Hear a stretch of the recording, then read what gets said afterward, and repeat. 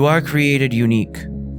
Dr. James Gordon Gilkey said, "The dilemma of wanting your own identity is as ancient as the beginning of history, and it is common to all human life.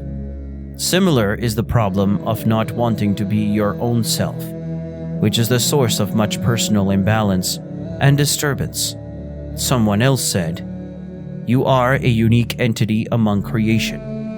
Nothing is exactly similar to you, nor are you exactly similar to anything, because the Creator has brought diversity to the creation.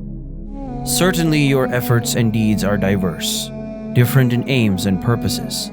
Angelo Botero wrote 13 books and thousands of articles related to the topic of child education. He once wrote, "There is none more miserable than the one who grows up not being himself, who grows up imitating others in appearance and thought.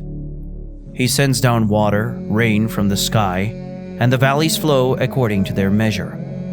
Every person has his own idiosyncrasies, talents, and abilities, so no one should fuse his personality into that of another. Undoubtedly, you have been created with restricted means and abilities that will help you to accomplish very specific and limited goals. It has been wisely put, read yourself and know yourself. You will then know your mission in life." Emerson said in his essay on self-reliance, "The time will come when knowledge of man will reach the level where his faith will be that jealousy is ignorance and imitation is suicide, and one will accept his own self as he is no matter what the circumstances, because that is his lot. Also, despite the fact that the world is filled with good things, one will not accomplish anything until he plants and cares for the land that was given to him. Hidden strengths that are inside of him are new to the world, and he does not know the extent of his abilities until he tries.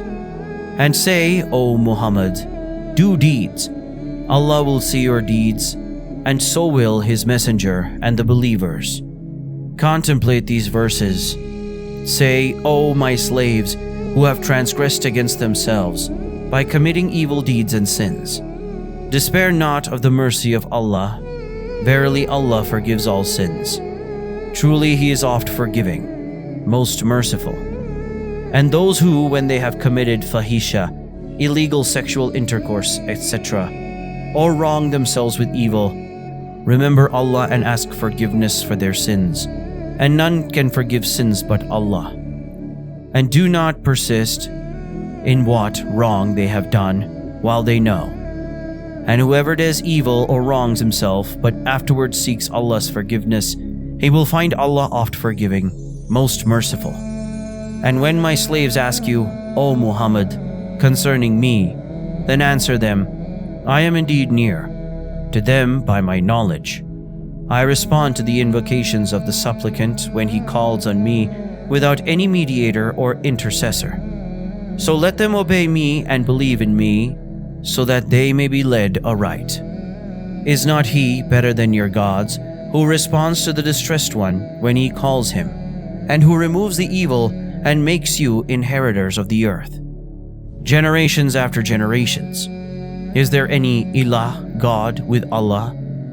Little is that you remember.